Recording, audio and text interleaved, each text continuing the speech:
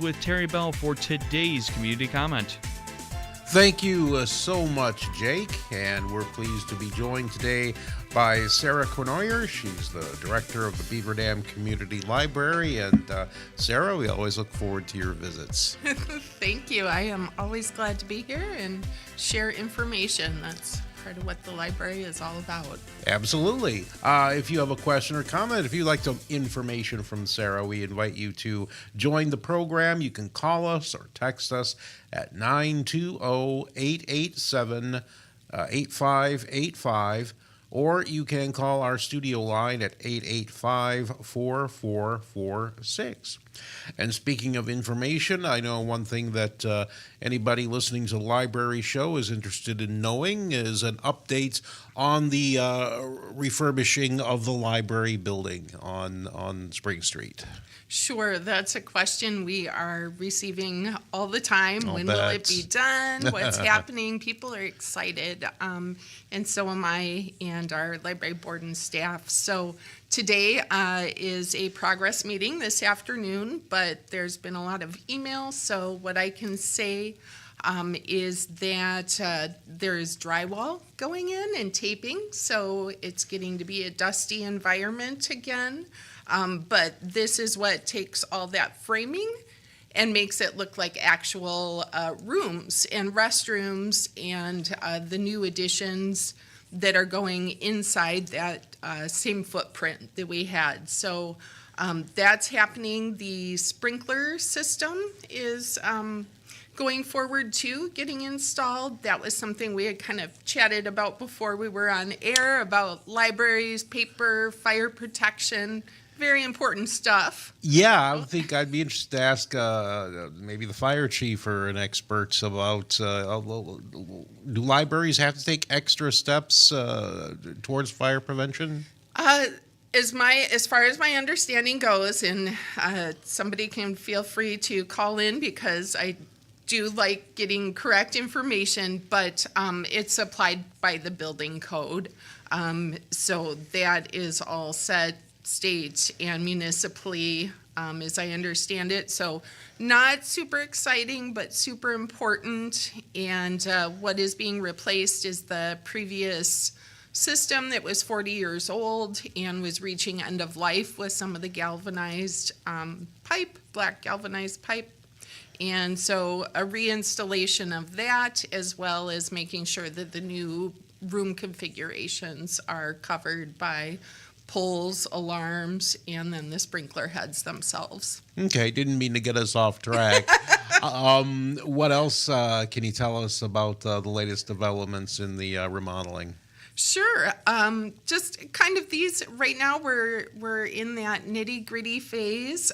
We had a kickoff meeting on Monday for our window replacements, so 50 windows throughout the building that are not part of the new construction that are also at 40 years end of life. So those are being replaced between now and end of March. And then one of the exciting things, I think, this is all exciting, but you know, as you're, I don't know if I want to say slogging through, but when you're moving through all those details, it can be really exciting to catch a glimpse of what this will look like upon completion. So with that, we just kicked off meetings with our interior designers and have an in-person meeting today to go over finishes and selections for the furniture that'll fit in the new spaces, like the reading room, the community room, the small study room. So we are, due to our budget, going to be mixing in some of our existing furniture, things that are still good, still useful, and the interior designer is also helping us to work within our budget to plan for some areas where we might be able to add additional furniture or to do kind of a planned replacement, just like everybody's budget. The library does that too. I'm guessing we might be getting close to the halfway point of the remodeling. We are. Okay. We are looking at probably a late spring move, and so we'll continue to keep you and the listeners and all our stakeholders updated with that. But since the window completion date is end of March, we're looking at something past that point in time. Okay. In the meantime, how are things going at the temporary location? Fantastic. Fundraising still continues. We've been continuing to receive responses. I know Daily Dodge was kind enough to put in a press release about our recent successes with $35,000 raised since we made the move. And then as we're kind of moving into that holiday gift giving, if any, I brought examples. We had let's see, I got to do it like I'm on story time with the mirror image. So it says, I love my Beaver Dam Community Library. These are a limited edition. Tote bags, right? Tote bags. Yeah. That were screen printed by one of our library board members, Jamie. And they're available for a suggested $25 to $100 donation and come with a gift card that you can let your gift recipient, you can keep it for yourself or gift it to somebody and let them know that that gift went towards the library renovation. Great idea for a holiday gift. We need to take a break right here. We're talking to Sarah Cournoyer of the Beaver Dam Community Library. We will be right back. You're listening to Community Comment on 95.3 WBEV, powered by Daily Dodge. He scores! What?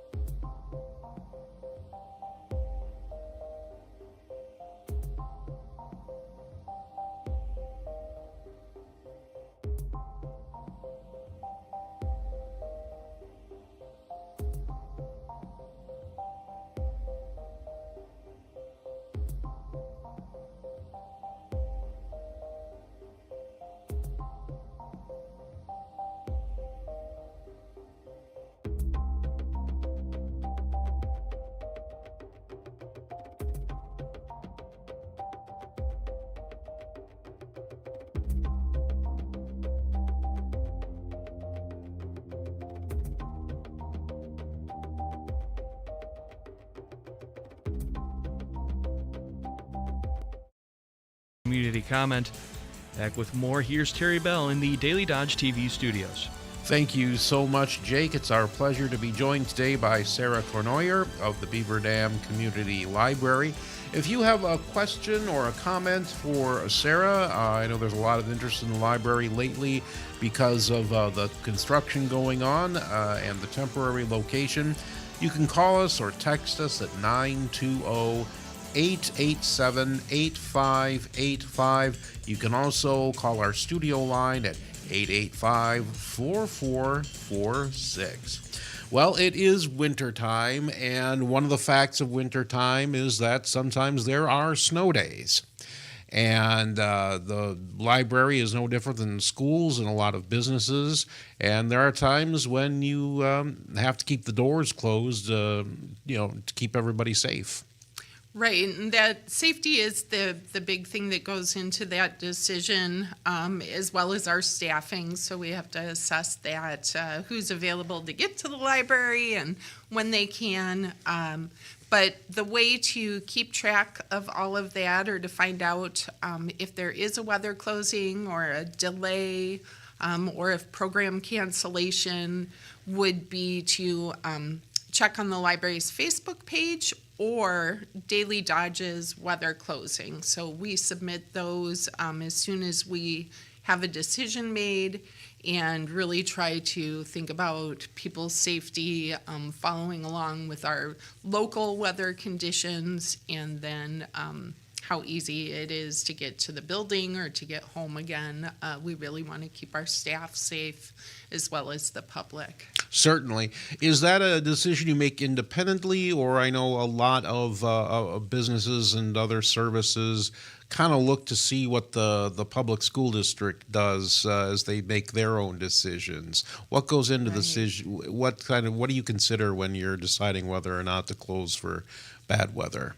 Well, we definitely do take a look at what the school district is doing, because they are thinking of keeping children safe. They've got kind of, to our understanding, they're aware of what those more county roads conditions are in addition to those in town. So we look at that. We look at if our staff need to leave early in order to make it home safely. So all of that kind of goes into it. And then just assessing what are the weather conditions. Has the sheriff put out a call to encourage people to stay off the roads? We know that snowplow drivers and everybody else can better do their jobs when the roads aren't covered. But that said, we also know that the library is a safe space. We're a warming shelter, so we try to stay open as often. I didn't even think of that, but there are some people, homeless people in particular, who rely on the library to stay warm this time of year. Mm-hmm. And sometimes families, it can be challenging if you're older on a fixed income, or you're a family, in particular around the holidays where budgets are really stretched, and they might just want a warm place to go. That is maybe a little warmer temperature than they keep their house. And someplace where you not feel obligated to buy something. That's right. You don't have to pay for anything. We've got things to do, like our community puzzle and the children's area play space, the public internet computers and wireless, and plenty of books and reading materials. Absolutely. Yeah, magazines. That's great. So but when you are open there, and that's most of the time, yes. A lot of great programming coming up for the rest of December. Where are we at now? The 17th. So the year is winding down. It is. So there is a craft club card making program on Thursday at 10 o'clock. And Craft Club is one of our all ages and abilities programs. We welcome everybody from people caregiving for toddlers to help them hands-on, to seniors or others who may not wish to drive after dark but still like to take part in that, and really anybody in between. So it's a really great intergenerational programming time. Homeschoolers can attend. Just really anybody is invited to that. We're still continuing with our career navigation program assistance, and that's a recurring program. We're still working out those January and February dates. Since that's a partnership, we need to wait until Melanie with the Department of Workforce Development can provide those. But lots of exciting things. New year, new program offerings are coming up in January. Yeah, this looks like would be a big hit. Lego Club on the 6th. Yeah, Lego Club is a true and steady program. So the library provides Legos, and kids and families can just stop in, drop in, and build something. They can do challenges. They can look at the Lego books for inspiration, or just free build. Okay. I don't mean to put you on the spot, but I see that there's a book club coming up on Thursday, January 15th, featuring the book Remarkably Bright Creatures by Shelby Van Pelt. Like I say, I don't mean to put you on the spot, but are you familiar with the book? Can you tell us a little bit about it? I am lightly familiar with the book. Anita Strike runs our book club, so she's read the book, and really, that's about all I can say. That's fair. That's fair. I didn't ask you ahead of time, so I didn't want to ask you a question you didn't have the answer to. So sure. Sorry about that. Oh, no, not a problem. I wish I had more time to read fiction. I read a lot of nonfiction, and then I'm learning all about sprinkler systems and HVAC and keeping up on emails that have to deal with all of that. And, getting familiar with contract language. Coming up on Friday, January 16th, Music and Movement. This is a new one that Miss Sam is really excited about, and I am happy to bring to the community as well. So Music and Movement is a program for children. It's at 9:30 a.m. The intention is to have that be at least once per month, and really just give kids a chance to get out, and movement is part of play, is part of music, is part of learning to read. So gross motor activities, Miss Sam will probably include things like the scarves. Freeze dance is really good for teaching impulse control, and we have bells and shaker eggs, so it's going to be a fantastic time. Looking a little further ahead in January, on the Saturday, the 24th, the fiber, I'm not sure which one you wanted to talk about, the Fiber Crafter Social or the afternoon puzzle break. Well, I think either of those would be nice. People could certainly attend either or both. Fiber Crafters Social is a monthly program that's open to anybody that does any type of fiber crafting. Knitting, spinning, crochet, quilting, cross-stitch, you name it, weaving if you've got a portable loom. But everybody's welcome from 10:30 to noon. We will be doing a swap that day where people can do kind of like a take it or leave it craft supply. You try something new, you're like, oh, this isn't for me, or somebody gifts you something because they know you're a crafter, and so they're like, well, I've got these bags, I'm helping clean out my mom's attic. Yeah. Here you go. This will be a place where people can exchange that during the program and take it home. And then we're really happy. Our puzzle program, our community puzzle, has been well attended. People drop in and put some pieces in or spend an hour or so doing it. So we're adding kind of a puzzle social. So it'll be an afternoon puzzle break. People can come work on their own puzzle. You can socially interact, or you can just quietly do your own thing, putting together a puzzle. But it's a nice way to get people out of their house. We're a warm, safe space.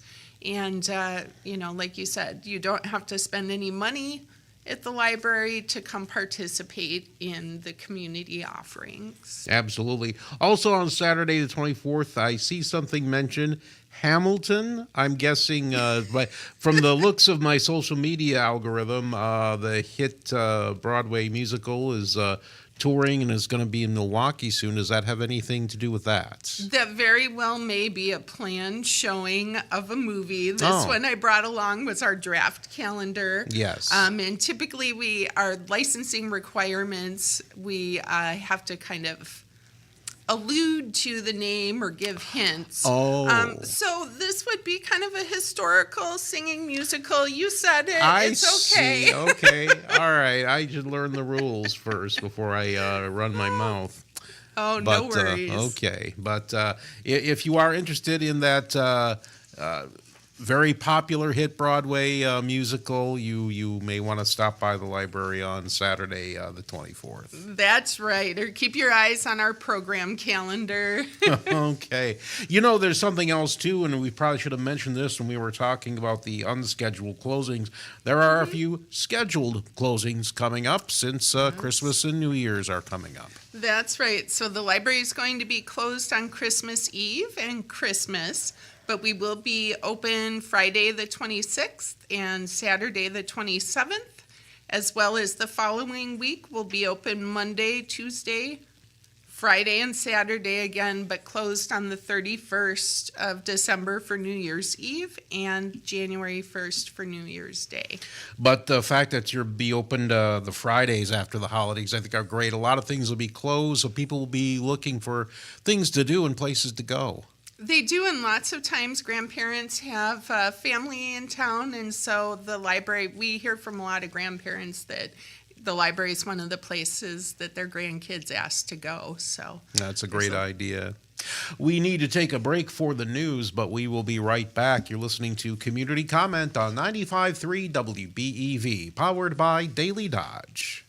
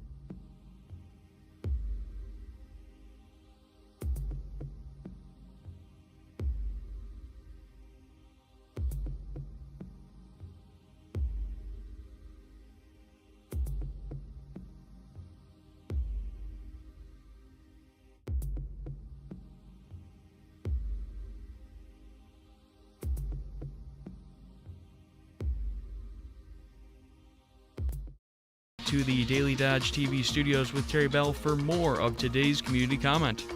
Thank you so much, Jake. We are joined this month, or today, I should say, by Sarah Cournoyer. She is the director of the Beaver Dam Community Library, and talking about all kinds of things, not only programs that the library offers, but of course, getting up to date on the remodeling of the library on Spring Street. If you have a question or a comment for Sarah, you can join in this broadcast. You can call us or text us at 920-887-8585. You can also call our studio line at 885-4446. Sarah, there comes that moment when you're reading a book you just love, you're having a great time with it, but then you're finished. And it's kind of a bittersweet moment, but it leaves a lot of people, asking the question, well, what do I read next after this? The library can help you with that, actually. That's right. Our staff is excellent at making book recommendations. They are all readers. So that's kind of one place to start, but they've got some different tools. So we have just finished our third annual 3-word book review column for Inspire magazine. The library does 3 per year, but in this case, this is one that I asked the staff to do to practice readers' advisory terms. Okay. And so what that means in plain language is it dialogue based? Is it fast paced, a page turner? Is it heartbreaking? Like, what are the feels that you get from reading it? Is it more fact-based? We've got some people who only want to read nonfiction. Do you like a twist ending? And so in conversation with patrons who are asking for book suggestions, the library staff, from our clerks all the way up to our librarians and me. I'm a little rusty because I've been focusing on other things, but I do know how to use the tools, and they can give you great suggestions for what's next. Some people might want to be a little more independent, and so we have some tools for that too in our library catalog, where you can see, does the library have something?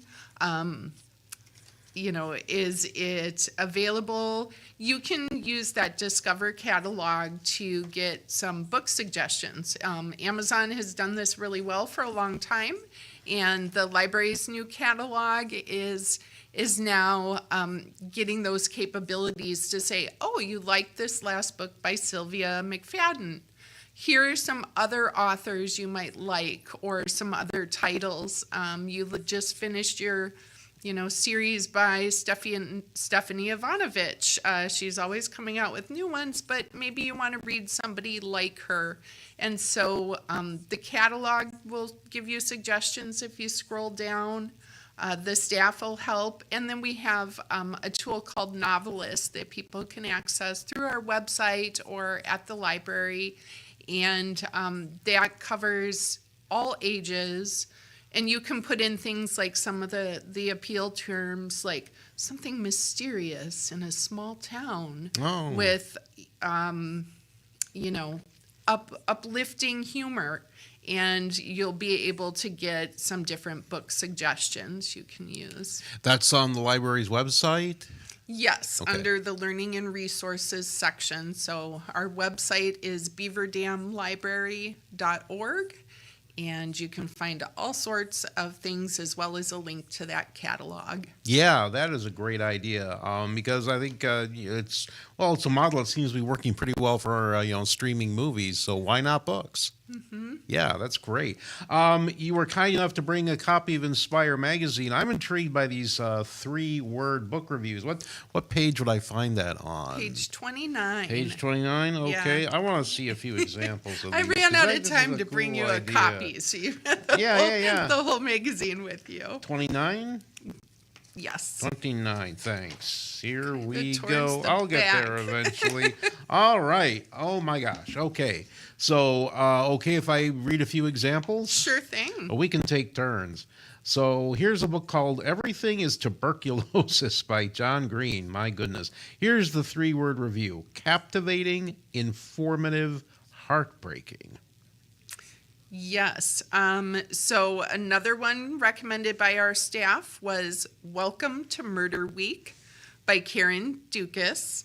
And this one is cozy, witty, and fast-paced.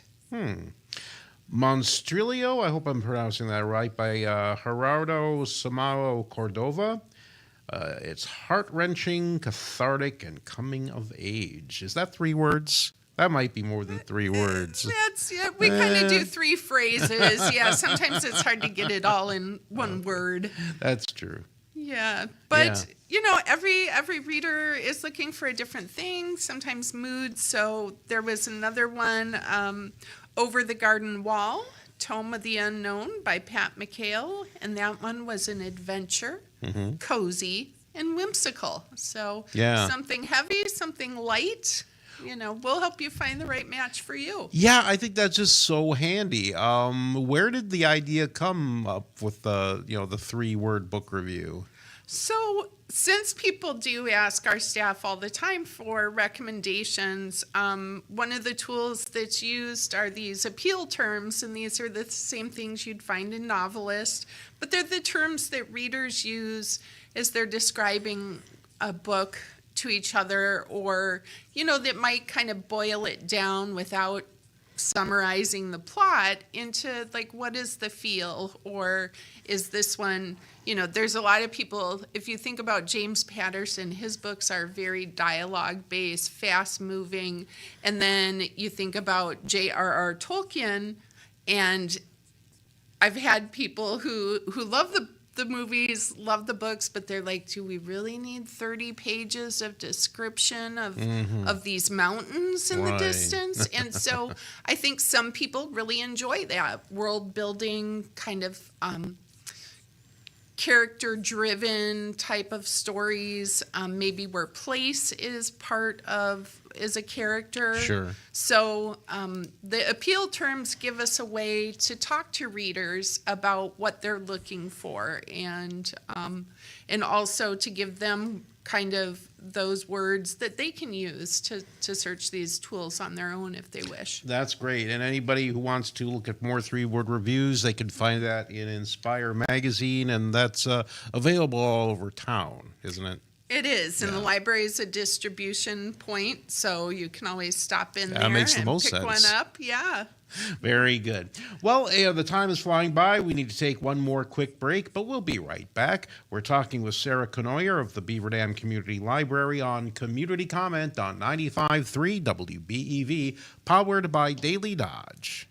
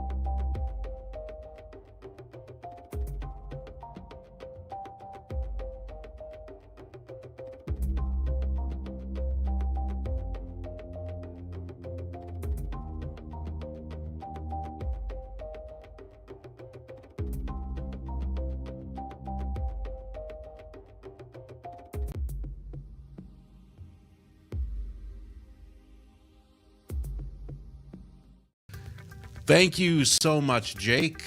We're talking to Beaver Dam Library Director Sarah Cournoyer about all the great things happening at the library and the ways that you can take part in that. If you have a question or a comment for Sarah, we still have a few minutes to talk to her. You can call us or text us at 920-887-8585. Or you can call the studio line at 885-4446. And we heard in the news at the bottom of the hour that the Beaver Dam Area Community Foundation has just released its second round of grants for the year. I believe there are two releases of monies, funds every year. And the library got some money for a very important and helpful program. We did. We're very pleased to announce that we received funding for launching a 500 Books Before Middle School program. So we've had a very successful 1,000 Books Before Kindergarten reading challenge that's been going on since I think around 2014 we launched.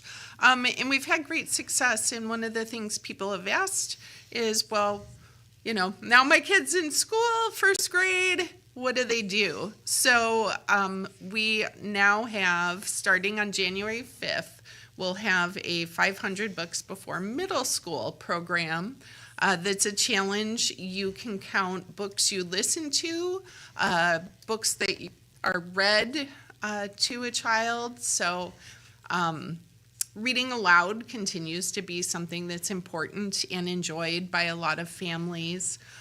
Graphic novels count, so any 500 books, as they start out, they might be in the easy reader section and gradually building up their skills until they reach chapter books. But there will be a lanyard at sign up. They'll get some brag tags for their milestones every 50 books. And then when they complete the program and finish, they'll get a book to keep of their own and a certificate. So. Wow, that is pretty exciting. But man, that seems ambitious. So I mean, so this is 500 books before middle school, 1,000 before, did you say kindergarten? Before kindergarten. Does anybody ever check off the entire 1,000? Oh, all the time. Oh, wow. All the time. I Holy don't have the latest cow. count of how many kids, but it's very doable. 3 books a day in a year, you can finish the program. So if you start at birth, and we partner with Alpha Xi, that has a Books for Babies program that they give out to newborns at the hospital. And so we include information about our 1,000 Books Before Kindergarten program there. And we've got people who come in and start at birth and then pace their way through. We've had people that have finished it and asked if they could do it again, and we said certainly, because that one you get a book at sign up and a book at finish, and it's a great way to start building a family library or a child's library so that they've got books of their own and books in the home. So 500 is pretty reasonable. Wow, that's pleasant. I'm pleasantly surprised to hear that. And just a quick aside, and I'm sure you'll agree with me, I used to volunteer in a K-1 classroom for a few years. And one thing I would say to my friends is I can tell you which kids are being read to at home and which are not. It makes a huge difference in the development of a young child. It really does, and it's important for kids to get that exposure. We have books that support the science of reading. We have phonics kits, so we have a lot of ways to help families grow readers, and also the vocabulary is just such a big difference, but we also know that not everybody is a good reader themselves or feels like they're accomplished or feels comfortable reading aloud, and that's where those Vox and Wonder books that we were talking about last month kind of come into play, because we've got something that families can enjoy together. And we've recently had a tutor who is helping an English language learner and that they appreciate some of the middle grade kind of juvenile chapter books that come with the read aloud component. so that they can kind of be reading as they're hearing it, which really helps with that language acquisition and learning the sounds and which letters are making which sounds, because English is tough to learn. It is one of the craziest languages, to be honest. That's a whole other show. Oh, yeah. And we have a few minutes left, and we want to talk about what really makes a lot of your great programming go, and that's the partnerships you have with experts around the community who come in, and you have these offerings, throughout the month, each month. But you just don't do that alone. You tap into a great reservoir of knowledge and excitement out in the community. We really do try to. I know Roger Knoll, he's on a lot with his history programs and has a strong following. But we also partner with other county agencies. So we will become a drop-off location for the month of January for the Beaver Dam Fire Department and ADRC's Rugs for Mugs drop-off, and falls are really dangerous for older folks, and they the fire department has said that they see about 25% of their calls are for falls. So this is one way that the library can help our community, is to be a place in partnership with the fire department where people can drop off their throw rugs to us. So no area rugs. The fire department said they'll help with those, but those slippery little, the ones you trip over as you're trying to get your shoes off or something as you're coming in, those can be dropped off. The Connect and Play that we do once per month following story time is another partnership that we do with the County Human and Health Services Department. So it's a great place for kids to play, for their caregivers, their parents to interact with other adults, which is nice. And then if there are any concerns about developmental concerns or different ages and stages of a child's life, then there is a public health nurse available to talk to, as well as Miss Sam, who's got extensive information on early literacy. We're excited about Cabin Fever Fest coming up, so a lot of our... That's appropriate for this time of year. It is. That's what we're looking to offer with some of the things that we have at the library, with loneliness or just feeling like you're stuck inside, to come on out to the library. We'll have things to do, but Cabin Fever Fest, I'm sure you'll have folks on talking about that coming up. But we're partnering with Noble Clinic, since we're next door, for a program hosted at the library for kids, fun and fine gross motor skills activities. So I think there will be a sticky snowman activity to create kind of a mosaic, cotton ball textural mosaic of a snowman.